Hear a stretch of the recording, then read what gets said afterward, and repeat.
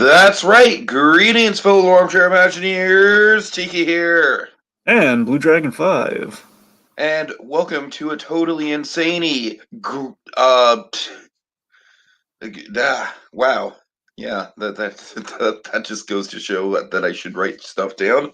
Welcome to a totally insane recap podcast of Animaniacs 2012. 2012. Oh my god. 2020.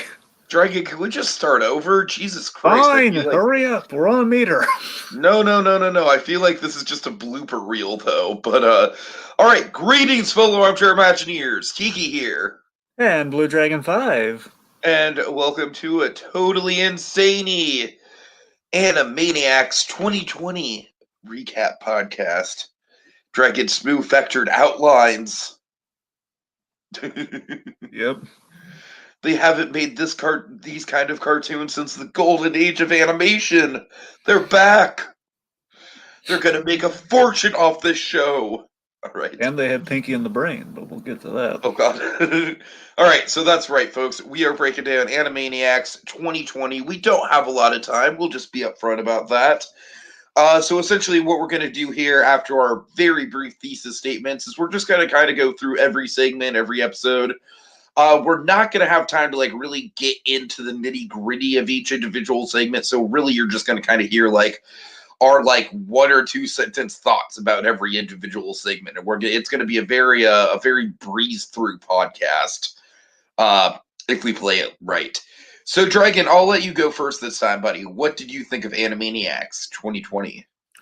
A very successful reboot, proof that we need Animaniacs more than ever now. Could have gone real bad, real desperate if not handled right. I'll admit, though, up front, I'm not 100%. There's not 100% success rate with all the sketches, all the shorts. A few shorts and few choices didn't quite grab me, but again, subjective nature of comedy for sure. And even the original Animaniacs had that a touch. I don't think as often as this one did, but this one's only 13 episodes, so it shows a little bit more. So there you go.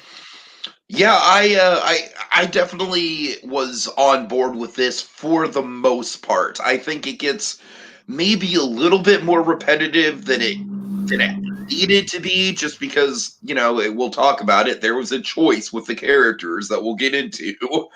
I feel like if they would have brought back even half of the cast, it wouldn't have been nearly as repetitive. That's really my main issue with the season. And also, I frankly think this is one of those few shows that really shouldn't have dropped all at once, honestly. I feel like this would have been nice to get week to week. Just a little chunk of Animaniacs every week to look forward to. We just can't win, ultimately, folks. We just can't win. But regardless, Dragon, I think the parodies here are absolutely on point. I think the songs here are on point. Pinky and the Brain, never been better. I think the one thing that people are kind of calling out this season for, which we'll get into, and I kind of agree with it, is feels like it's a little bit more censored than it needs to be in some areas, and also just kind of politically speaking, I don't rest assured, I feel like people are taking the politics a little too seriously. And I do think that we get more shots in with both sides of the coin, politically speaking, that people are giving this credit for. And frankly, I don't feel like the Trump jokes are all that all that frequent. I think people are making too big of a deal out of it. But I will say, I hate to watch Animaniacs and feel like there's an agenda. And there were a couple moments here and there throughout these episodes where I definitely felt that, unfortunately. So we'll get into it. All right. Hey, Pink Pearl, how you doing? I saw Jason Derulo visited your Animal Crossing island. That's pretty awesome. All right. Let's see. So Claude is in the comments here. Claude! Jacob Weil, Pinky and the Brain are top notch here. Absolutely. We'll get into that. All right, Dragon, without further ado, let's get into episode 1. Yes, episode numero uno. None of these have titles, so what we're going to do is kind of say the different Annie that we get at the start of the episode. So the one we have in episode 1 is one of the best, honestly. It's Have No Shamey, which is Dot. with a bunch of the Animaniacs merchandise, which is quite funny. There is one that is very distinctly my favorite, one that really sticks out above the rest of them, but we'll get there. We'll get there. Well, so overall, this episode, reintroduces things. It's a self-aware update. 22 years later, we got the new opening. We have the return of title cards. Tiki, we have title cards. I know, man. that's great. That's great. I'm so excited. We have title cards. But, we don't need to break down the Jurassic Park segment. Everyone and their mothers already it's the seen trailer. that. We It's loved great. it. Everyone loved it. It's great. It's very on brand. So the other shorts, we're going to combine our two-parter here, which is the suspended animation, kind of the main feature of episode 1 with the Warners. So this again sets the self-aware tone. It's the catch-up. Yeah, we have the 2 songs primarily. We have the catch-up song with Yakko swallowing the tablet, which is really funny. I think that was ingenious. That was like a fucking brilliant way to just like right off the top. It's like, okay, now they know everything about pop culture and we don't need to explain it any further than that. I love that we call out the writing process takes, they worked on this in 2018, so they'll know, that's genius. I love that. Then we get the, later in the second part, I don't mean just to call it the songs, just to kind of focus on the big points here. We have the reboot song, which basically again, it's a 2-part genius solution here, Tiki. One part just is about, okay, we're coming back in 22 years and we're justifying our existence with the reboot song. Everyone's doing a reboot. We're calling ourselves out on it, so we're kind of, we're a little above the average reboot. Yeah. And justifying our return. But like you said, we do call it. I just love how, like, it's almost as much of a running gag in this episode for Yakko, or in the season, I should say, for Yakko to just yell, reboot! It's almost as much of a running gag as "Good night, everybody." Yep. And by the way, we need to highlight the voice cast here because oh my god, was this magical? I mean, everyone involved here has not missed a step. Do they sound a little older? Sure. You can't help natural aging in your voice. You can't help that. I'm going to fight anyone who has something against Rob Paulsen because seriously, folks, people don't know about this. I don't think a lot of people know about this. Rob Paulsen, he a couple of years back, he got stage 3 throat cancer and he recovered from it. That's crazy. And I thought he was going to be. I thought he would have lost this step, but my God, I mean, seeing his performance I'm gonna say it. Rob Paulsen has never been better. Never been better. He is top notch here. Yeah, that's what I'm saying. I mean, every one of them is great, but like Rob Paulsen in particular, between Yakko and Pinky, I mean, he is just, oh my god, like Dragon. I think that to me is like the biggest win with this show. Absolutely, is the fact that the voice actors are just like, they haven't missed a step, man. It just Tress MacNeille, she does her voice has not aged a day returning the duck. Yeah. Same thing with Hornell too. Yeah. I mean, it just feels like home, man. It feels like home. I don't want to dwell on that. It's that Jurassic Lark sketch at the top. Again, it just feels like, just it's so jovial. I mean, Spielberg, Hammond in tow, and the whole 9 yards. It's all there. It feels nice. And you know what? Maurice LaMarche's voice is probably one of the ones that sounds the most noticeably weathered over time. But I honestly think it fits with the Brain's character this time. That's character. Yeah. So I think it totally works. All right. LaMarche gave some of his best performances this season. Anyway, I do too. We'll get into that. Let's transition to of mice and memes. All right. I will admit, Dragon, I think the Pinky and the Brain stuff is a little bit more hit and miss for me than it was for most people. But I had one notable miss with it, but we'll get there. When it hits, it really hits, though. Absolutely. I think Pinky and Brain did some of its finest stuff here in certain episodes. They really kind of pushed the bar, man. They really did an excellent job, and so they added extra pathos to it, which I thought was a great choice. Oh yeah. But basically, Pinky and the Brain, you have the satire, the self-reflective, the self-reflective growth that we're kind of adding there. Like Pinky says, he's been in therapy. He basically calls out the whole Pinky and the Brain dynamic, and the Brain created the internet. This is genius stuff. Of course, a big plan to get on Seth Meyers, which pretty funny. Why not get on Seth Meyers? I like that. It's Kevin Smith's been on Seth Meyers. Everyone we're not going after the Kimmels or the or the. We didn't mention the Jimmies though. We got to get them before the Jimmies get them. We're not going after the Jimmies though, Dragon. We're not. I like the fact that we're the Jimmies are kind of the low hanging fruit that we're kind of avoiding. Exactly. All right. So that brings us to point being again, all status quo setup stuff. Episode 1. It brings us to episode 2. Numero Oh, dos. all right. Episode 2.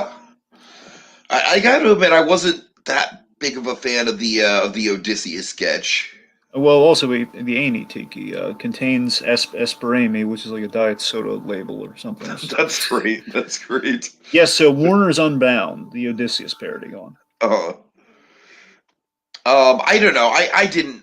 This was one of the ones that kind of dragged for me. I mean, it's in character for the Warner's formula, I guess. I just didn't really think it was that special. Okay, let me tell you my problem with it. Okay, there are two problems. This is me breaching a thing overall for the season. So, Katie Rice, her style. So Katie Rice was essentially John Christopher protege, amongst other things, but his protege. And point being, there's a lot of Canadian animation studios. So presumably, that's kind of how she was kind of ushered into the Animaniacs of it all here. And so she's the main look of Animaniacs is her style. It would seem because there's a little bit of an adult party kind of cartoon-esque kind of look to a lot of these side characters, if you notice, like especially like your Odysseus. Yeah. And I mean, sometimes she completely doesn't look like that. And some episodes that she's not on do and kind of imitate her style. I'm presuming she did the art style on the show because it looks identical to her style. But so some of that is a little hit or miss for me. I think when they're doing like characters like Odysseus, it's kind of a miss. And also, this is not a reflection of the style, but just the other thing I didn't care about. Now, it's not for political reasons. The Trump Cyclops. Here's the thing. Look, I feel like that was maybe one of the more like low hanging fruit gags, you know. Now, to their credit, importantly, it's not a political thing. They're just making fun of the caricature that is that guy. Sure. That's the important thing. So no one's really supposed And to be picked off by it. obviously, it's not like Animaniacs hasn't dabbled in politics before. For God's sake, Yeah, Animaniacs has the active president was part of their theme song. For God's sakes, so that's the thing. They had the ultimate get out of jail free card with that. You know, they always mock the president, no matter who it is. Right. So, but again, here's the problem, though. Here's the kind of guy, and we'll move on to the next sketch. Is that the whole? I feel turning Odysseus, you're going to become my loofah. I thought it was too horrifying. It's like I was feeling too bad for Odysseus in that moment. Like, oh God, no, it was too much. I just felt that they pushed it over between funny and just being cruel. I don't know. It just felt wrong. Sure. All right, so then we have How to Brain Your Dragon. Also, Jacob mentioned again the older pissed off Orson Welles in terms of Maurice LaMarche factor. I like the How to Brain Your Dragon just because it's pretty much the reluctant dragon. I'm not sure if you're familiar with the reluctant dragon, but it's pretty much this story. I mean, they spliced in a lot of great dragon gags too. Of course, the mother of the dragon's brain and stuff like that. So yeah, I don't think this was a standout Pinky and the Brain bit, but it kept my attention. The dragon's name is Benedict for Benedict Cumberbatch, which is also right. I think like was that like a Desolation of Smaug reference or something? Yes. Okay, let's see. So then we have so again, this one is a little more of like it's like theatrically trained dragon for a death scene. It's pretty straightforward, not a lot there, but it's okay.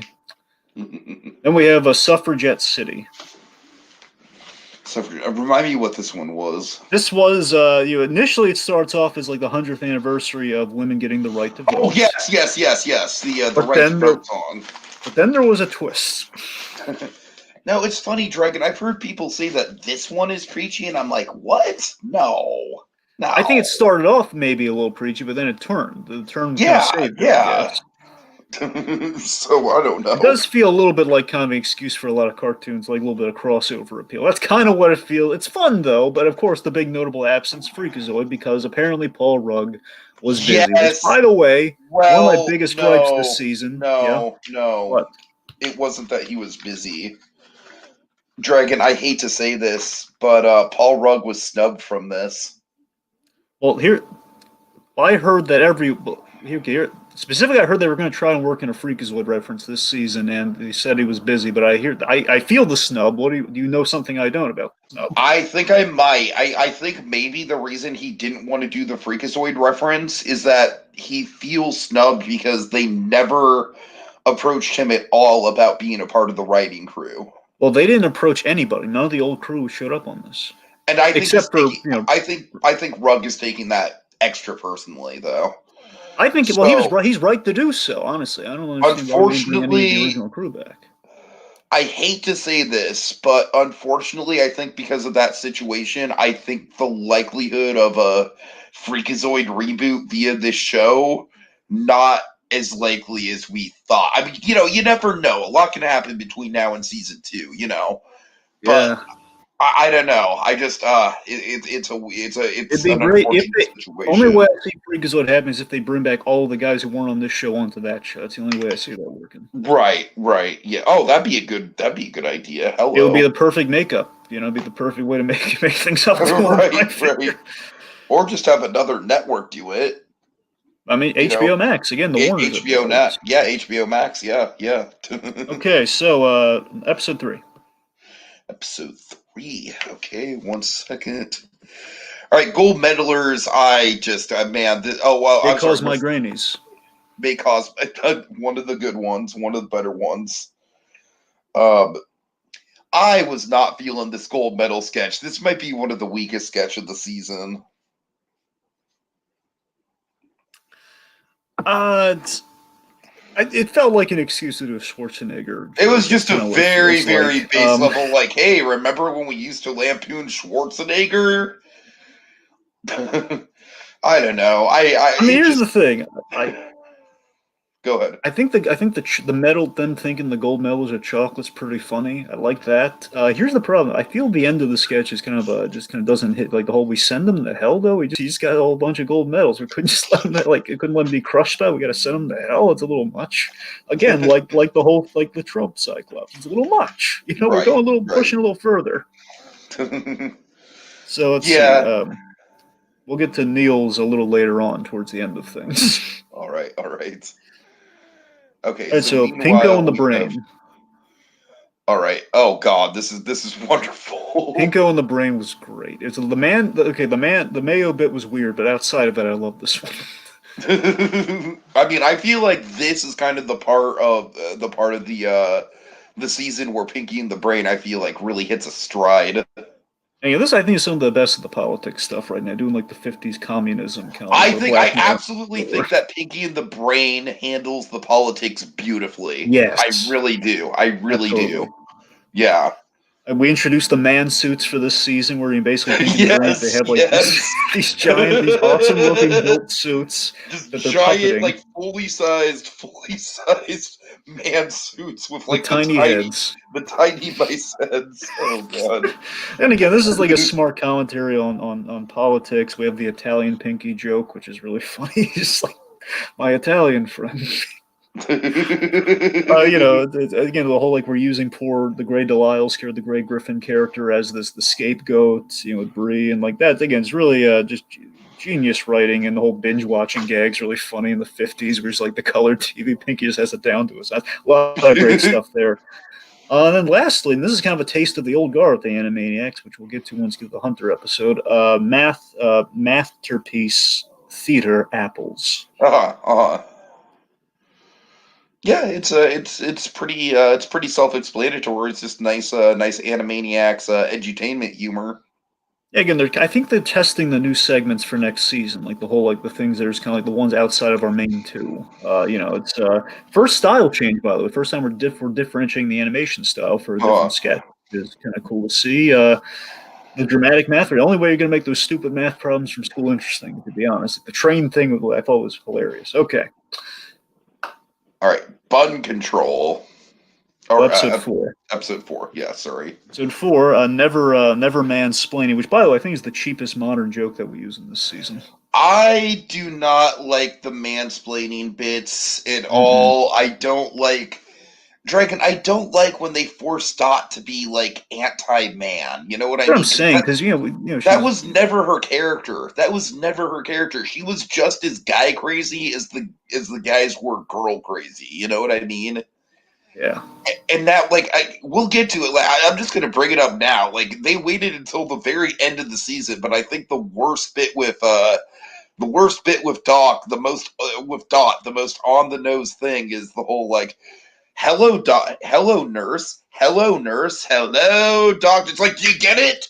You Hmm. goddamn women can be doctors too. You fucking piece of shit, men. Yeah, it's just yeah. Get in your place, men. What I'm saying is the man explaining joke. It's like someone's gonna have to explain. Does it matter who it is? Again, the gag. There's someone's gonna need to explain Like I for the said, joke I for. just, if anything, it just feels like it kind of betrays Dot's character a little bit. I feel like the original Dot wouldn't have stood for that kind of I mean, she attitude, was equally as honestly. man crazy as the That's as the what I'm Warner saying. Brothers were oogling the Hello Nurse. Right, right. That's It's an what I'm saying. overreaction to ditch Hello Nurse entirely. It's a dumb idea. Fingerprints, Dragon. Exactly. All right. So here's the thing: I have a weakest Animaniacs sketch and a weakest Warner Brothers sketch and a weakest Pinky and the Brain sketch, and this is the weakest of the Warner Brothers sketch. Bun Control, I did not. I thought it was the weirdest of the whole bunch. Mm-hmm. Here's the thing: it's a real. I mean, even though they call it out, it doesn't quite save it. The fact that this is a thinly veiled thing to gun control, which I first watched, I didn't really get until it kind of point out, like, oh, it was gun control. Like, here's the thing: I just thought it was a weird Stephen King parody. What was that? It was a weird Stephen King parody when I was first watching it. I had no idea it was like a gun control thing. I mean, call me ignorant, I guess, but it's just because I was just the thing was just the guy would look so weirdly Stephen King-ish. I just couldn't I get past felt it. like that guy was maybe the saving grace of this sketch just because he was so weird. What I'm saying, it just felt that distracted me from whatever message of the whole piece it was. I couldn't quite the bunny to the gun thing. I mean, now I see like the whole bun rack, gun rack, but still, it just feels really weird. It just fell on deaf ears. The main thing to take away from this is the anime sequence. That's the main takeaway. Yeah, yeah. Jacob agrees. It would have been funnier if it were a Stephen King parody. Well, we'll get to the Stephen King parody. Oh, we will.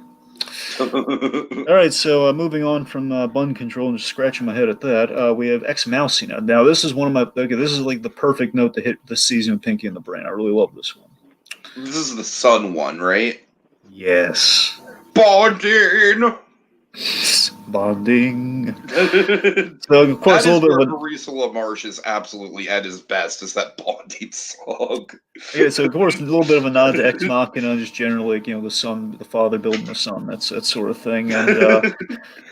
And my God, so I was so touched by the brain having a son that he built, that he created, and I just enjoy it's like the layer of the Christmas episode of Pinky and the Brain. Remember where you have like just the most genuine, heartfelt moment there, and so I love applying pathos to Pinky and the Brain like this, where there's pathos, but there's also hilariousness. And of course, the whole idea that the brain son just totally outclasses him in intellect. And we have like the great sci-fi ideas, as the I'm perennial ideas. disappointed in you, father. And Brain, I just love seeing how emotional Brain gets. He's so proud. He's just initially so proud of his boy, one could say. Oh, it's absolutely a proud of his boy moment for But that's sure. the thing. It's like the age-old theme of like supplanting yourself in your children. That whole idea, which Uh, is I think is great, and again, just wonderfully explored here. Of course, Pinky short-circuiting him with a dumb question. oh my god. What would If do you I remember what the dumb question yes, was? yes, robot brain. If I ate myself, would I cease to exist, or would I become twice as big? oh my god. That's brilliant. That's great. That's great writing. But speaking of technology, then we have kind of our Coda gag, our Coda sketch, which is bloop. Yeah, this was kind of weird, man. This is where the end sketches sort of like start to take on a really kind of eclectic quality to them. Yeah, Um, it's no wheeled morality. Let's be honest. I like the idea behind it, but it's just too short for its own good, I think. Yeah, and again, I think they're trying to find like a new built-in wheel of morality. We just haven't found it yet.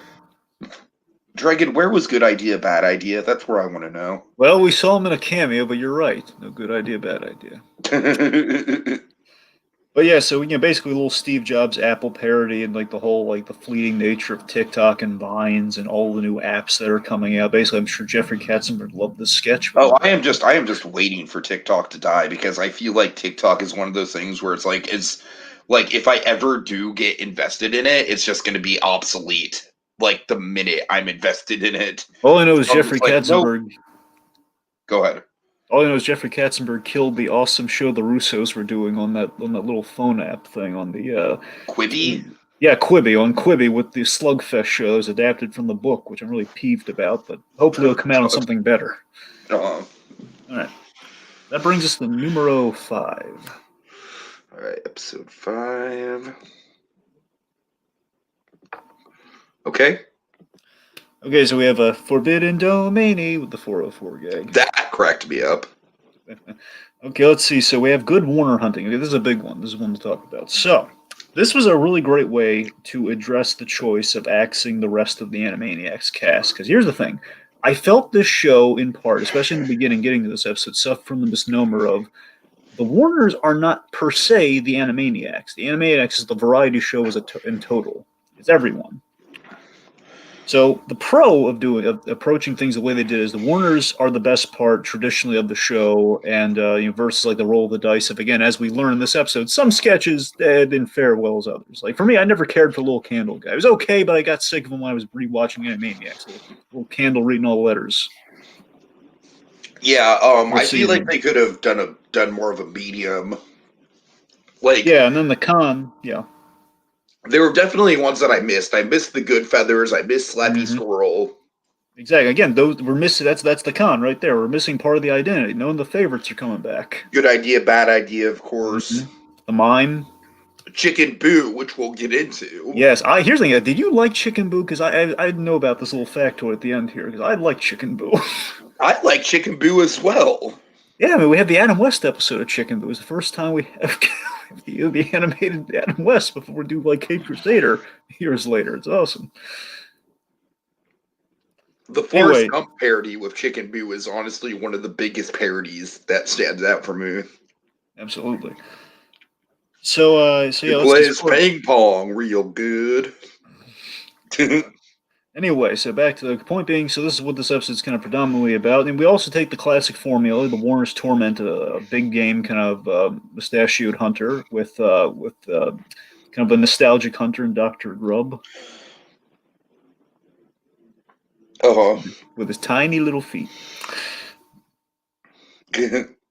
So yeah, of course. Here's the thing: did you think they were gonna actually kill him off at the start there? Because we saw their heads on the wall, and I thought, oh my god, they killed him off. How bloodthirsty! That would be brutal, yeah. Thankfully, they bought it back in the end with them all being alive and ganging up on Chicken Boo being the hunter the whole time, which again was my god, it was a That twist. transformation. Oh boy. That transformation. Horrifying.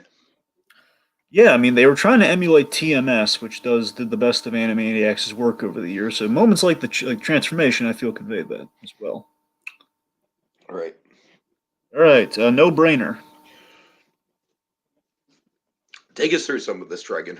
Okay, no brainer. So hilarious, hilarious idea that that Brain lost the big plan he was cooking up in this awesome like Tokyo Drift sort of thing, where he's being chased by Yakuza, gets into a car accident. Pinky can't remember because he's playing Mario Karts at the time of said important call. So Brain's solution: let's break into the NSA. Let's get the phone log of the conversation. Who's the best man to go to for this sort of thing? Well, only one man. Joseph Gordon-Levitt. No, I'm kidding. It's Edward Snowden. Edward Snowden, of course, who this version has a gardening blog, who adores plants, it would seem, and of course his prize and joy being Jenny. He loves Jenny. Dumb joke. Anyway, so he basically, it's kind of fun. Like we're gonna break into a place, but I guess the Edward Snowden of it all was quite hilarious. Of all like the topical kind of like things again with this whole reboot and just the modernization since the 22 years on Animaniacs. This was quite good. Right. Um, right. Anyway, so let's see. So let me read a few comments here real quick. Poor man's Elmer Fudd, as Jacob Jacob refers to the hunter, Dr. Walter Grubb, earlier there. Let's see. When I first looked at it, I thought it was going to be.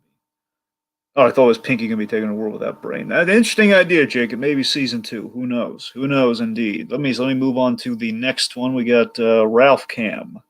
Ralph Cam, a little found footage comedy, just kind of Ralph dealing with all sorts of vampire shenanigans and such. Yet again goes a little dark with the blood. Whereas all these blood packs, he's like, oh my god, Ralph's tripping on blood. I'm panicking after arising from a sleep, as any of us would, I'm sure. Yep, and also Jacob got comments. Chicken Boo was fine. You like Chicken Boo? Yeah, that's what I'm saying. Chicken Boo was not is not the A one. It was not like the go-to, but Chicken Boo was like when he showed up. I mean, I think he had a little bit more stay power than Katie Kaboom per se. Because Katie Kaboom we kind of lose traction with her after a while. Yep, an actual blood for sure. My God, just a lot of this kind of silent comedy shenanigans with the Ralph Cam. Yeah. All right. And yes, Jacob concurs. Katie Kaboom was his least favorite as well. Let's see. But yeah, I mean, episode 5 in total. Again, this one. Again, honestly, episode 5 is a pretty good sampling of just kind of classic Animaniacs in many senses of the word. There, with a little Coda gag and some solid Pinky in the Brain, and of course, just the good the good Warner hunting of it all, which literally brings everyone back. Yeah. All right, I guess without further ado, we should probably move on to episode 6. At least we should get ready to do that. Let me see. Let me see if there's anything I missed in the comments real quick here while we're nearing the halfway point.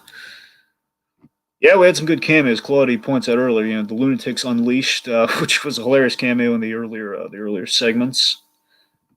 Jacob really loved the Pinko and the Brain sketch, which again, Pinko and the Brain really on fire this season. I felt.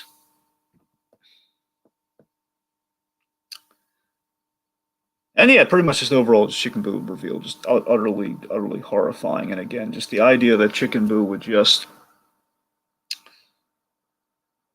have such an axe to grind with the rest of the cast. They had no idea about these analytics to the my good. Chicken Boo was like apparently the worst rated short of the Animaniacs run. Just in total, just have no idea. Right. So moving on to 6. Moving on to episode 6, we have part Great Dane, which is just we have Wacko as a dog. Wacko as a dog, just kind of like being walked by. Dragon, part Great Dane is my favorite of the 80s. Really, that's your favorite? That's my favorite. I don't know. I just love the image of Wacko as a dog. And just the wordplay. It's like I would never expect that kind of wordplay. It's just so random. Anyways. Right. So it's the cutening. So again, pet peeve this season is in the opening. We got Dot's not the cute one anymore, at least officially. It's like Dot has wit apparently. So the cute. Yeah, that is the one where it's just like really. I mean, they call Dot cute a lot of times throughout the season, so it's not. I don't know. Again, it kind of goes on to the whole like, oh well, we have to give Dot just as much. She has to be better than the guys. God damn it! That's the thing. There's this kind of a power balance shift because again, Yakko had the seniority. He was the eldest, and he was the wisest. Yeah, absolutely. Yeah.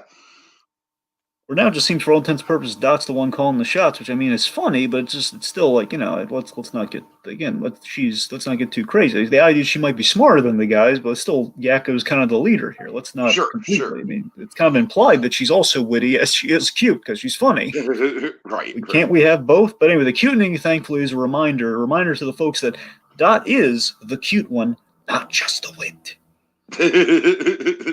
So then we basically she eats this adorable cupcake, which gives her sickeningly cute cute powers, Oh which allows her God. to turn everything into kind of the Japanese kawaii style.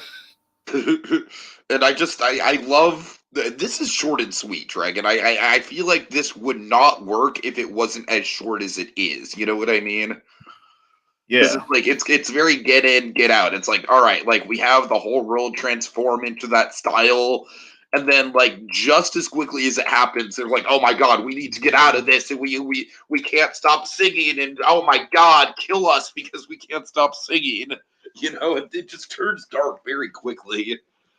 Yeah, a little gross out in parts on this one, I'll admit. But again, that's the point, though. Like the whole cereal bowl in the navel is a little weird. It's like I don't know. The pigeon was gross, but again, it's the point for the whole cute factor. So I mean, it's intentional. So I don't really. It's Yeah, kind of a yeah. half gripe. Okay, so close encounters of the worst kind. Close encounters of the worst kind. All right, this is Pinky and the Brain, right? Yes, this is the alien encounter thing. This is yeah. Right, right. This is honestly one of the Pinky and the Brain ones that did really stand out for me. I thought it was okay. It's not. It's not. I have one coming up that I'm really not thrilled about, but it's yeah. We'll get there. Uh huh. But yeah, this. I mean, I thought the alien designs were pretty cool. I thought Gabriella was quite pleasant. You know, like the kind of the talkative one of the two Sure, aliens. sure. Of course, just I like that we just had the really point blank question here. Like, hey, why do you really want to destroy all this? We just have a bit where he looks around. The brain just looks around, sees like the horrors of, like, of everything, and it just goes affirmatively, yes. Yes. Which I mean, especially 2020. Oh yeah. Oh yeah. All right, so then we have equal times. This is where we get some of our a lot of like fun. And this is where again they probably figured there's going to be an election thing by the time this came out. So we have some fun election comedy. Uh-huh. So we have you know the so basically we have the political coverage. Yakko's kind of the commentator along with Dot and Wacko. Yakko, I mean, and you know Dot's in Idaho, which is God, Iowa. She's in Iowa. And Then Idaho. this is She's a in talking Iowa. heads thing, right? Yeah, he is the talking heads thing. Yeah, yeah. I think this is clever social political commentary, just because it just goes to show how idiotic politics are, like on both sides, which I always appreciate that sort of commentary. Not just like, hey, love the left, the right is terrible. Oh God, we're gonna get so canceled for this podcast. I reckon. Okay, Whatever. look, the point is they're talking about these crazy third parties because they just kind of they kind of took the defensive here and that. Well, both sides are boring, so let's talk about the third parties. And there's a bunch of party puns. There's the pool Right, party. right. There's the surprise party, which was my favorite, by the way. And then we have the house party. Green party. Yep, a lot of fun there. So yeah. All right, and then that brings us to episode 7. Episode 7. All right. Let's see. What do we get Execs must be here? crazy. That's clever. That's clever. This episode does not have any Pinky in the Brain.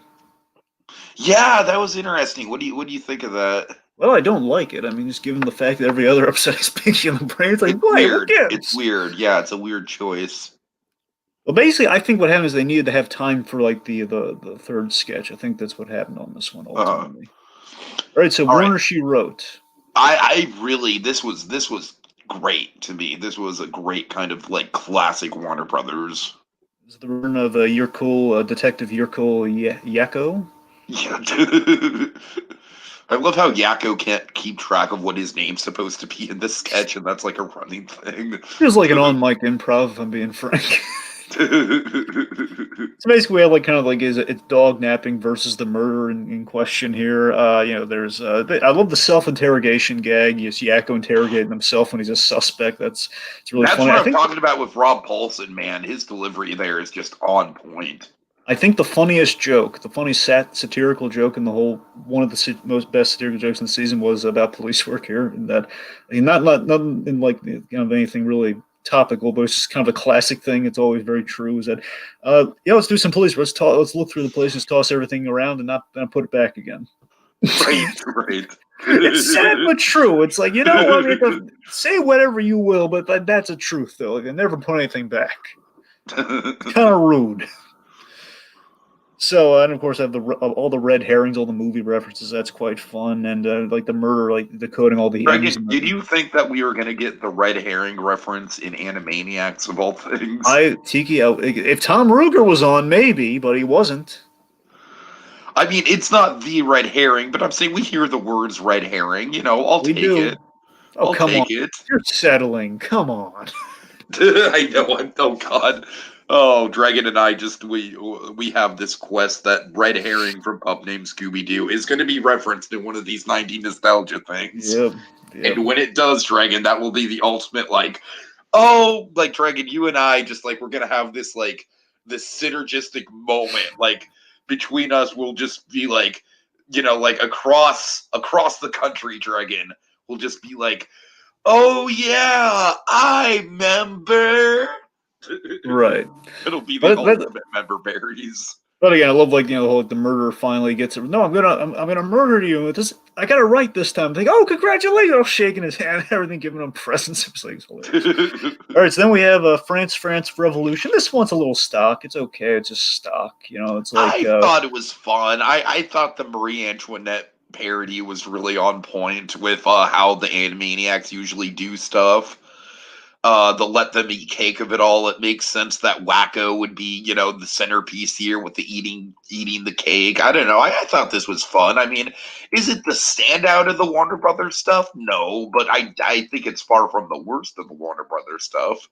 Jacob says, I wasn't on the train, Jones. Yep. Anyway.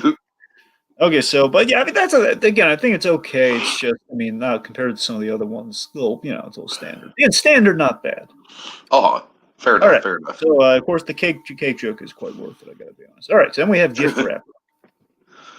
Yeah, I was not a fan of this, honestly. I gotta tell you, surprisingly, I like this one. And I don't Really? love it, but I respect it in the sense of, what, I'll admit, I think a Jay-Z pair is kind of dated, oddly enough, at this point. But yes, absolutely. I think obviously with the whole namesake, it's kind of a Jay-Z parody. But outside, my instinct would be like, okay, we're gonna make fun of Kanye West and boys who deserve it. But no, we can't quite do that.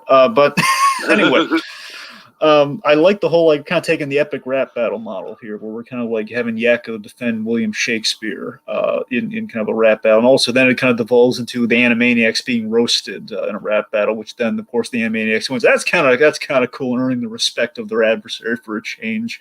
Little dead mouse joke with Pinky and the Brain. I don't know. It's quite. I think the epic mic drop, like we're dropping it from space and everything. Yeah, but I thought it was quite. Call me an old man, but this kind of felt like the Animaniacs being the Steve Buscemi SNL thing. Like, hey, yo, all you hip youngsters. I don't know. It just felt a little out of touch. You're not wrong. You're not wrong. I'm just saying I like that in the whole season where the theme is defending the Animaniacs relevancy with the reboot of it all. I think this is kind of, if you're going to do that sort of sketch. I mean, I guess this played. And again, it wasn't at least it was kind of well. Again, I think Rob Paulson was fantastic in this too when he was kind of doing the raps itself. So it was pretty. I don't know. Sure. Okay, that brings us to episode 8. All right, episode 8. Let me switch that out here. Illegal in Bahraini. Oh, God. Oh, this is the Russia one, isn't it? No, this is not. No? That one. Okay. Next, episode 10 is the one you're thinking of. Episode 10. Okay, got it. All right. So who donut? I don't know, Dragon. Maybe I'm just a sucker for Wakko shorts. Because Wakko has always been my favorite of the Warners. But I thought this one was a lot of fun. No, it's fun. Like the whole I like making fun of the designer donuts. That's really fun. Yes. The artisanal designer donut thing and the whole hipster, the hipster. I will never be into counter. Designer donuts, Dragon. Give me classic glazed any day of the week. I'm a one donut chain kind of guy. Tiki. I'm Dunkin' or donut. I'm Dunkin' or donut. You see, I'm a local chain. I'm a local donut shop guy, man. I will not go to chains. I will seek out local shops. I'm pure. Okay, you gotta support the Americana, my friend. But that's our political stance this evening, folks. Oh God! All right. I'm big donut business. He's local donut business. But that's how it goes. Anyway. Big donuts. Anyway, so Oh god, let's we're basically Wacko's woken up. Wacko's woken up and he's found that his donuts are gone, and he's trying to get to the bottom of it. He goes to Ralph, who's the prime suspect, and the CEO, who we didn't mention, by the way. We have a new like kind of trendy CEO with Narita. And I think she is like where all the sort of like women power should have gone to, Yeah, Dragon. I I don't absolutely agree. understand I that. quite It's like like we that. have a character that embodies that kind of stuff in a fun way. I don't know why we needed it for Dot too. It felt like doubling down on that stuff. I like the idea of Dot looking up to her, but I think it's as far as it Uh-huh. should have gone as a runner, perhaps. But you know. Right, right. All right, so then they go a whole back to the beginning gag's pretty fun. Where they go back to the start of the episode, and ultimately ultimately Wacko just buys more donuts. So kind of what's the point of the episode, really? It's a little That's predictable. true. It's That's not a bad true. episode. I'm just saying it's a little predictable. You know, he ate the donuts. We, the audience, know he ate the donuts. You can feel that he ate the donuts. Right, right. So again, it's a little predictable, but not bad. Okay, so All right. then we have a really good one. Oh This, boy, I might argue yes. that this is the best sketch in the whole season. I think you're right about that. I'm inclined to agree with you. I mean, this and the Brain Sun is a really good one. This one probably Uh, of the whole season. Probably you're probably right. The Manchurian Candidate. oh, Uh, this is just like S tier, top yes. tier Pinky in the Brain right here, man. This is the genius premise of the brains running for office, eventually aiming for the presidency, and he's engineered the perfect first lady, who is so good she wins the write-in. And by the way, Tiki, did you didn't recognize the voice? I didn't recognize the voice. Why am I asking you if you recognize? You know who did the voice of Who's the voice? Who's the voice? Maria Bamford? It's Penna from it's Tenzin's wife from Korra. Oh wow, okay, okay. Yeah, she's like, and she was in Earth to Ned. You know, Maria Bamford, wonderful Yeah, yeah, comedian, yeah. very funny. Yeah. Urf to Ned. Right, right. Yeah. So yeah, point being, Nice, she nice. plays Julia, who's a great character, and I can't wait to see her. Hopefully in season 2. Yeah, she's a hanging Chad at the end of the sketch, which we've never done before. I love that we kind of clip the wings off of a Pink in the Brain sketch in the sense of we're going a different direction with it. I love there's like shades of Citizen Kane here with like just kind of how controlling the brain is here with the girl. Uh-huh. Again, Brain was successful. He was too successful for a change where he adapts the plan where he didn't just get foiled instantly. No, I'm still gonna win this, man. It's a huge episode for Pinky and the Brain, man. It was awesome, and she's cooking up revenge on the side. I love this episode, man. It was awesome. She's got to come back. Yeah, I would hope so. If we could bring back the Schwarzenegger guy. yeah. Also, I love like how we made her like kind of Powerpuff Girls style, like like the Nancy Reagan's pearls, Hillary Clinton's pantsuit, Jackie O's hat, and then the Barbara Bush's memoirs written from the perspective of her dog. Really funny stuff. Okay. Starbucks and Cindy. What This the is fuck is this? again. This is them taking a stab at like another like a new shorts, like new version, like a new lineup of Animaniacs, which I I still know, think but is it's literally Elmira. pretty much. I mean, And that's what bothers me. Like, if you're gonna do Elmira, just do Elmira. let me tell you my favorite thing about this, though. I like how it really sounds like we just recorded a little girl and we animated around it. I think it's a really inventive idea. No, you're right about that, and that's probably the reason why it's not Elmira. I'm guessing Yeah, is because Elmira's a little obviously, more unintentionally abusive. This was little girl's just having fun. right? And obviously Elmira, you got the iconic voice, so Yeah, But sure. anyways, So yeah, we'll see if these guys can. Again, the animation style is also quite nice on this too. All right, episode 9. episode 9. Alrighty, alrighty. Switch over here. Okay. Authority disdainy. Of course, we're drawing like a mustache on Ralph and stuff. So we have Here Comes Treble. All right. I'm sure you love this one, given what you've been doing this month. Oh yeah, right. What have I been? I was like, what have I been doing this month? Oh yeah, I've been trying to teach myself guitar, mostly Oh unsuccessfully. well, it is musical related. But I'm speaking of when you and Jacob have been doing Oh, this. sing along, yeah, sing along November, and that's me and Alex, not Well, no, Jacob. I know that too. I mean, also the recent thing you did with I assume Jacob as well on this project. Fantasia. All right, yeah, yeah, yeah. I did love this one. This was great. Just the turkey and the straw of it all. Just like, I honestly I could have taken the whole sketch just being being different takes of the turkey and the straw bit. But then we go further with the director. I love that the director gets the comeuppance. Like, no, not the Chung, not the Chung. Yeah, yeah. I mean, even better, they kind of took the model of an older sketch where it was like the Warners just kind of like flubbing their takes, and we just kind of took it to a scoring session. Like, what if the composer really lost his cool? And basically did a whole like little Fantasia homage, little Sorcerer's Apprentice in there, which just kind of led to shenanigans. Yeah. Oh man, the animation in that Fantasia segment is just fucking wonderful. Yeah.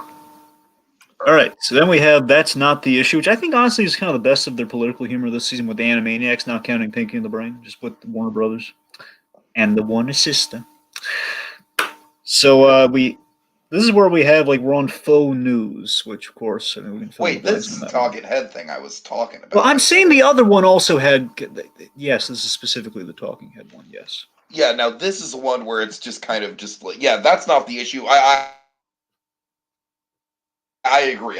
It's just like my whole thing with political humor is like you got to attack both sides. I'm sorry. I know that one side is worse than the other one. I know, but I feel like political humor just works so much better when both sides are getting lampooned. Dragon. Yeah, we have our it's genuinely more funny. That's the thing. It's genuinely more funny. And that's the thing. I love that we're kind of pointing out maybe one side is not quite as even keeled as they should be. We're just kind of with kind of I believe our Tucker Carlson parody with Tucker Carlson parody. Yeah.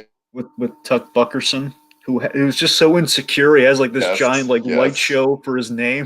It says it's Tuck, and we just have all the fireworks and the planes going by spelling out his name. Planes don't lie. But just you really see it wrote it in don't lie. They had some great news ticker comedy. I think my favorite conversation. We're looking for the issue in question to talk about, and the Warners are just messing with them. I love the gun lobby thing. Gun lobbies need vending machines. Like that's a lot better than the whole bun control. Oh my god, that's great. That's great. Yeah. How much better than bun control is just that one joke. Like the gun lobby needs vending machines. Then I love Dot flirting with Tuck here about their relationship. I think we should go to my parents for go to Paris instead of your parents for the holidays. Just hilarious. I know you promised your mom we go to her house for the holidays, but I'm thinking Paris. That's what I'm saying. That's what I'm saying. We get Dot back to her old self for a change there. It's like, yes! There we go! Right. Well, you had violence, and then they actually hit the top. It was like, violence in children's TV. Yes, we love it. And it was like dropping anvils on his head and everything. Good stuff there. Anyway, then we have next sketch, Future Brain. This is a fun one. Yeah, remind me how this goes down. Okay, so Brain has like an Oscars plot, which of course doesn't everybody. Oh my god, yeah, the Oscar. That's all you need to say. Little baby, fucking 5 foot tall Tom Cruise. Oh god, just as eerie, by the way. Just a little too energized. But anyway, the other thing too is that this is the real big heady idea, Tiki. This is a big ambiguous thing here. There's a heady idea suggested here that kind of retroactively changes the entirety of Pinky and the Brain. That Future Brain says that Pinky has been sabotaging the Brain all these years. Every time the plan's gone wrong, Pinky's idiocy was intentional. Which is a pretty big idea. So I love that your Brain ultimately sides with Pinky, his friend before himself there. But again, there's a question: was that the truth, or was that just Future Brain going to a logical conclusion? What's the one factor that keeps screwing me up? Pinky. So I got to axe him out of there. Interesting. Yeah. So Future Brain loves cheesecake. Right. Oh god. So then we have this is the best out of the new sketches they put forward in the vein of the original Animaniacs. We have the Incredible Gnome in people's mouths. Yes. Oh, This is absolutely the one new sketch where I would not mind this being a recurring character. I want this. I want this like a short spin-off, like not like a whole show or anything, but as a series of. I mean, I guess pretty much let's just bring it back to the short. That's the easiest way of doing it. But I could see more of this, even as its own short video or something, like a 5-minute recurring thing online or something. I'd love this. Oh, Right, so of course this is the most Freakazoid-esque sketch. This is the closest they got to the original writing style. This is like this feels like some John P. McCann would have wrote. It's just this absurdly wonderful parody of the Incredible Hulk TV show with John DiMaggio as this brutally honest gnome. It just goes like on a week to week basis. Just it inhabits in people's mouth, like the meek people's mouths, and says what they're too afraid to say. And we have this Grey Delisle's woman who's like on a date, and just like chewing out the boyfriend that's clearly using her. For her pinball, because it's so absurd. It's so funny. I love it. So great. And I love the animation style too. I think again, this just turned out the best of all the new sketches. I love it. All right. Okay, episode 10. Because I strainy. Yeah, that's funny. That's funny. Which is just a really tiny little screen. Yeah, a little tiny dot. Oh, how appropriate, little tiny dot. All right, this is the Russia one, right? Yes. Okay, Dragon. Throughout the whole time, like the Manchurian Candidate thing was the best sketch for sure, but I did not laugh harder than the Russia version of the 50 States song Dragon. Oh my god, I was dying. I was fucking dying. And just generally speaking, the whole idea of the Russian Animaniacs. This is gold. This is really gold, man. I love this. This is one of the best ones, I think.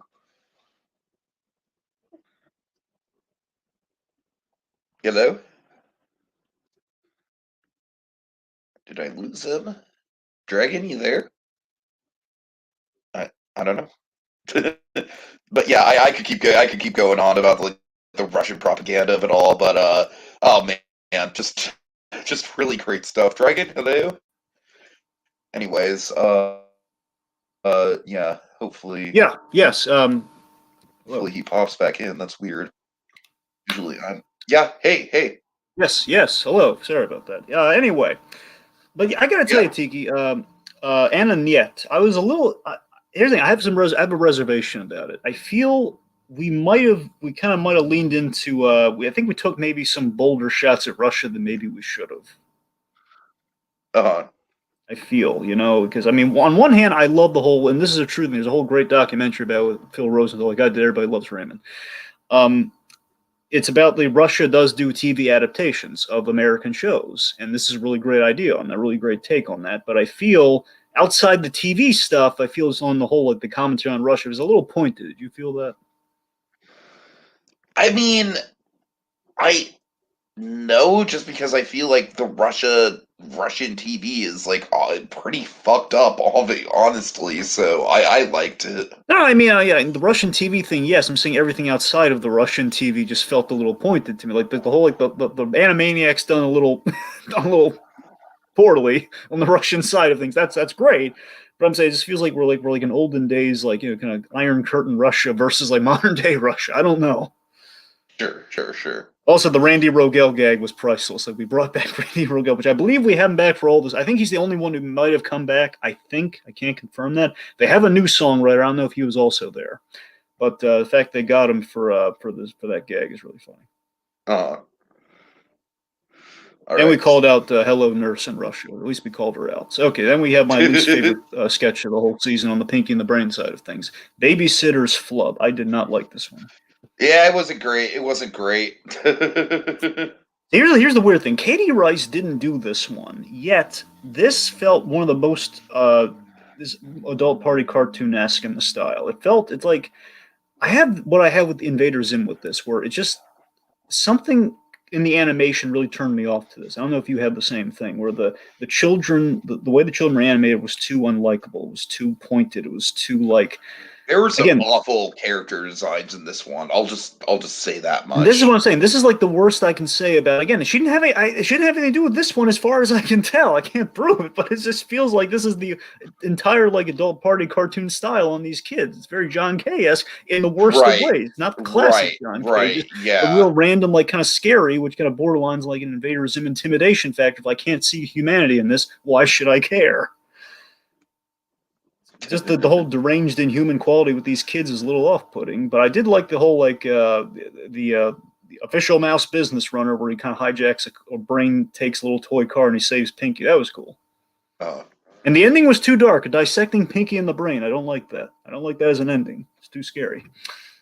if we get out of this alive. Yeah, that's too dark. I mean, it's like, how does he get out of that? I don't like that as an ending. All And we right, have and then we have the Warner Brothers press conference, which is fun. Another little satire of the media. You can't go wrong with that. I don't have a ton to say. It doesn't go on for too long, but it's fun. it's an okay throwback to like for example, one of the best Animaniacs episodes was the brain doing the recording session, which is using the Orson Welles famous recording session gone wrong. Uh, It feels like this is exactly in the vein of that, but it just doesn't feel as earned. Especially this episode again, and yet it's okay, but I think that was the highlight of the episode, but not much compared to the rest. And I just feel this is like kind of a button that we didn't quite earn to get to like this point. I don't know. sure. All right, so 10's kind of the weak one for me the whole season personally, but Outside of the nations of the world, or the 50 states song, like that is that. again that and Randy Rogel I think are the best gags in that. But yeah, All that brings us to 11. right, episode 11, the Halloween episode. Yes, let's see. Yeah, we have the spooky filter on the episode too. By the way, must have Brainy. Phantom Maniacs. I thought this was a fantastic cold open, honestly. Yeah, honestly, it's the only other cold open we really did this season because we had one at the start, and then we with Jurassic Park, and then we have one here. And it's another movie parody. Another Spielberg. Spielberg. Yeah. Mm-hmm. So we have, I'm sure, one that you really liked. We have Fear and Laughter in Burbank.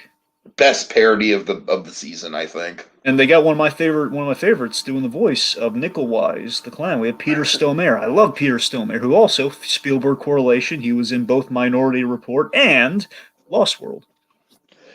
Just the idea of the Wanders trolling Pennywise is just genius, and I love how they both make Pennywise. He's intimidating in some elements, and then he's also just a complete joke in other elements. Kind of like how Pennywise was genuinely intimidating in It Chapter 1, but a complete joke in It Chapter 2. Yep. But yeah, I don't know. This one just really, really did it for me, man. I feel like they must have been excited to get to something like this because there's so much you can do. There's so much potential with an idea like this.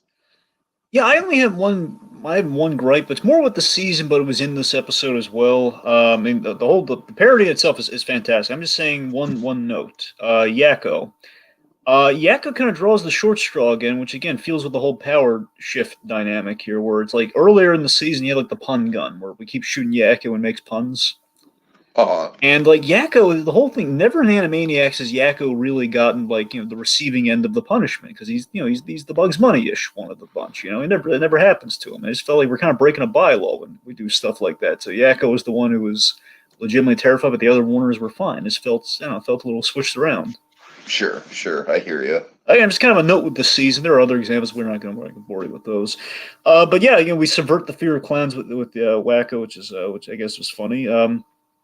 Again, like it's kind of we're conquering the fears with fun. It's a good moral. It's good stuff there. It's a really nice Halloween one. This I could see us covering this perhaps in a haunted holiday hijinks. I don't know. Oh, I totally could. Yeah. Yep. All right, so that brings to other Halloween-centric ones. We have The Bride of Pinky. Yes, Dr. Frankenstein and Pigor. It's interesting, and I was not really that much of I did get into the romance here.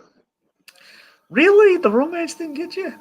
It didn't get me, Dragon. It was just like a little too one-sided, where Pinky was just all over it, and then like the corpse is. Well, pretty much just a corpse. No, she liked him, man.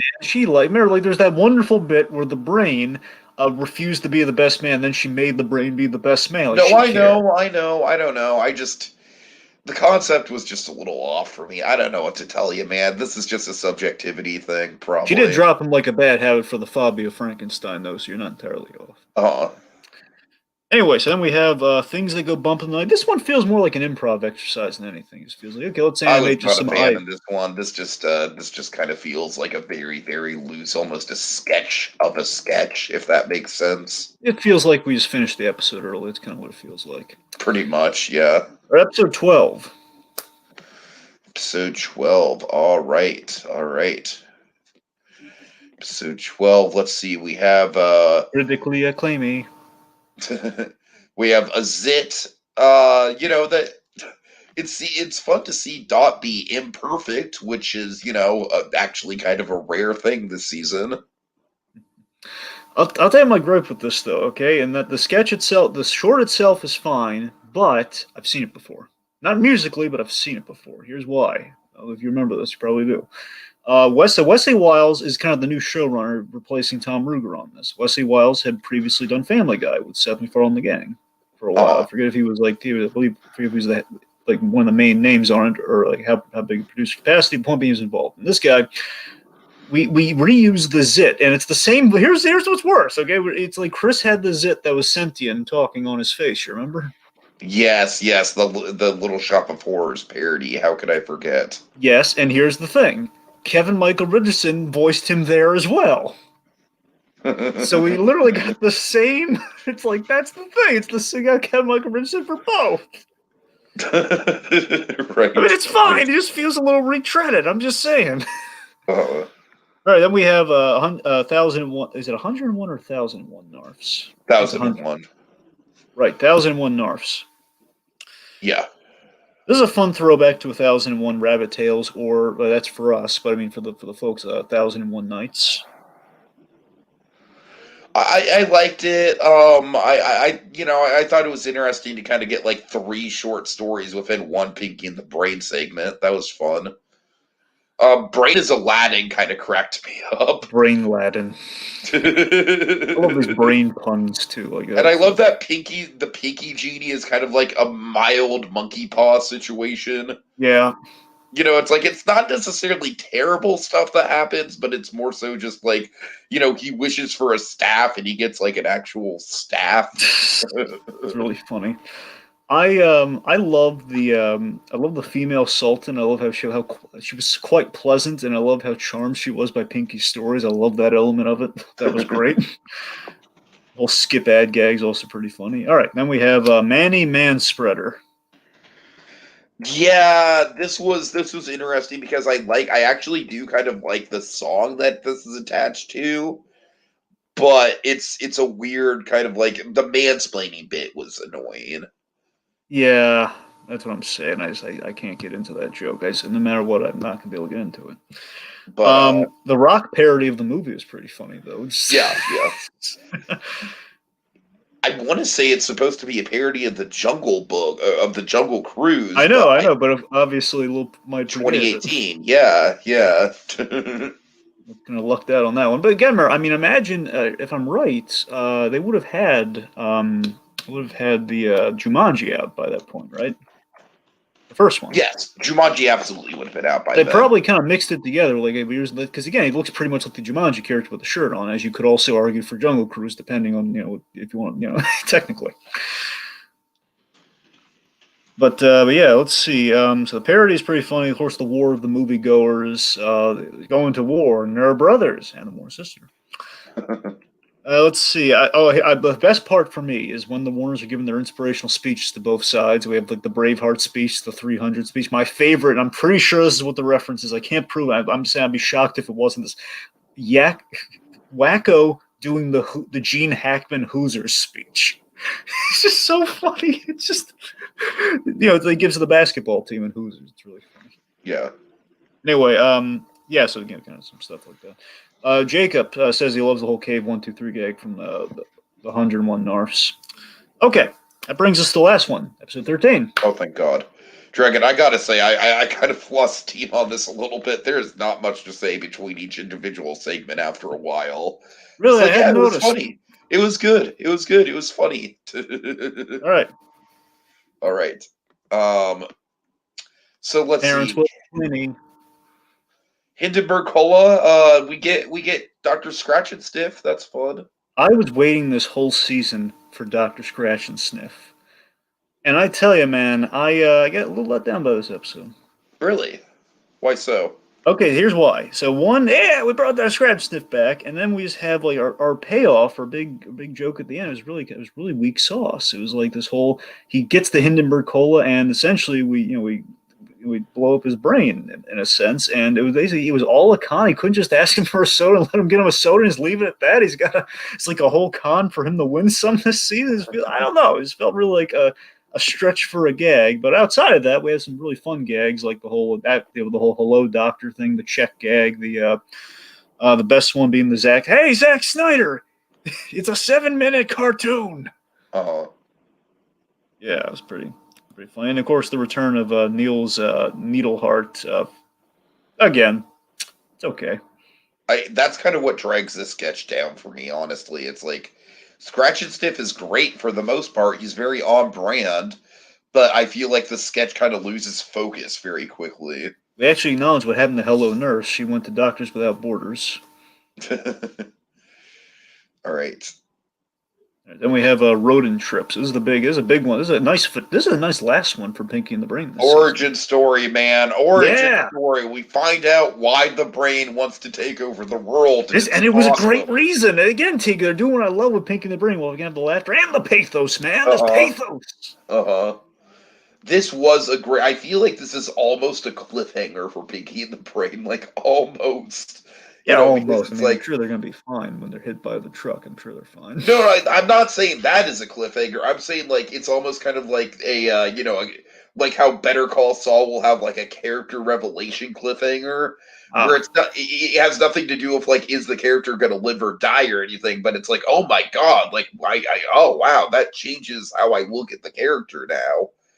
Like I don't know, like I could be reaching here, but I feel like this could lead to some really interesting, psychological development on the brain's part. Just this revelation. And it's funny how we joked about this with Pinky at the start of the season, yet we kind of legitimized it by the end, perhaps. Sure. I love basically what we learned with the whole cheese zapping experiment the brain was subjected to is that again he became smart. That was the moment in which he became smart at a cost. Where again he's intelligent enough not to go back for the cheese, but at again the cost of his innocence, though, all the suffering that he endured to become learning. And of course Pinky on the other hand, he gets all the cheese he wants, no shocky stuff involved. which is great. Also, it's a great bottle episode too because they're stuck in the car on a road trip for the whole episode. That's quite fun. And the big thing we should mention, there was a Duel reference. A lot of classic Spielberg, man. We got Duel, and we know who's driving the truck in this version. E.T. E.T.'s driving the truck. Yeah, that's great. All right, so then we have the last one of the season. Flotus, what do you know about us? This is the follow-up to the president song from the previous iteration of Animaniacs, but she's got 2 minutes on the clock. To give like one of the this is like the first time, at least one of the most notable times, Dot's ever gotten like a memory song, like one of the classics, like the whole like the Capitals, the whole I mean, she's definitely been in songs before, like most noticeably, I think the Planet song, the Constellations. But yeah, I don't think she's in the Constellations, Steve. Yet I don't know. Is she not? Really? That's what I'm saying. I think she's in the old President song. That's what I'm saying to you. This is really big. She is in the old President song, but like you said, that's a group effort. Yeah. I don't think she's ever. I know she's never gotten a solo one, at least a major one like this. I mean, I'm not saying she hasn't gotten songs before. I'm saying a iconic like things that can help kids remember in school type song. You know. Sure. Like, yeah. I mean, Yakko and Wacko have theirs. She does not. And this is kind of her getting her own there. Unfortunately, as great as that is, I feel her running out of time just listing them off instead of like a really clever lyric attached to each one of them. That's kind of like, well, it's kind of a cop out. Which is a shame because she was doing so well too. And then of course she forgot one too at the end there. She forgot Elizabeth Truman. Darn it. All right. Yeah. Well, Dragon, I feel like just kind of to parlay this into my final thoughts. Honestly, I feel like the big flaw here, Dragon, this kind of speaks to how little I had to say about this towards the end of the episode run. Is that at the end of the day, it's just kind of the same jokes over and over and over again. There's only so much you can say about them. There's only so much you can do with them.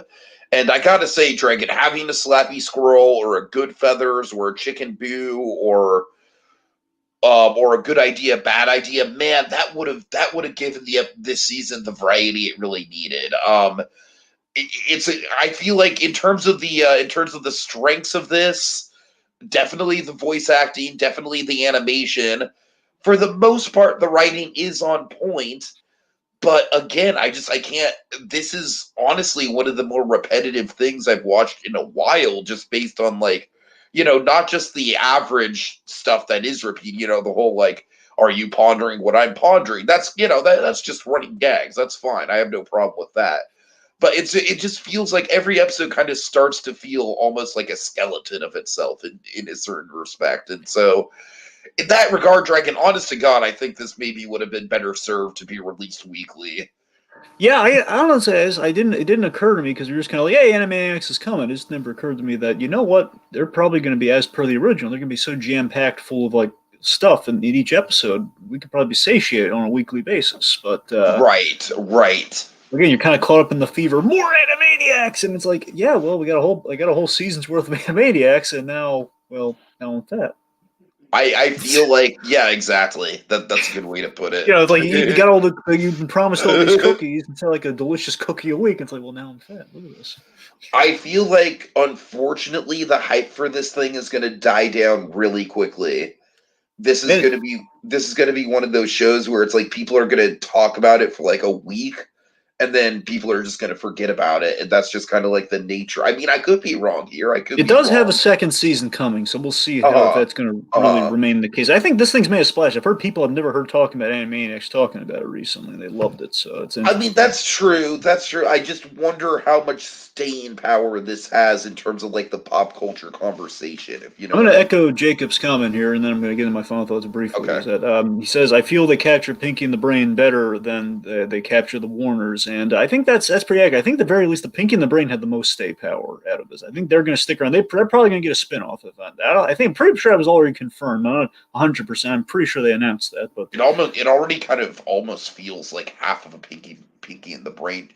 And honestly, if we just spun off Pinky and the Brain into its own thing and just didn't see them on this, I would be totally fine with that, because if that would open the door to more to more Chicken Boo or Slappy the Squirrel or stuff like that, I'd be totally fine with that.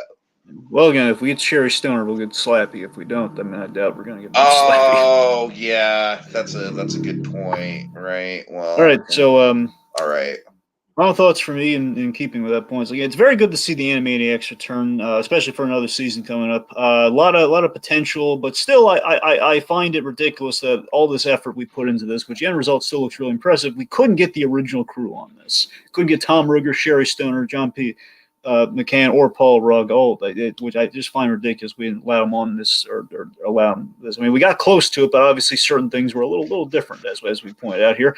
It shows in places, but overall, again, I think it honors the source material, and again, it modernizes it in an interesting, fun way, reflective.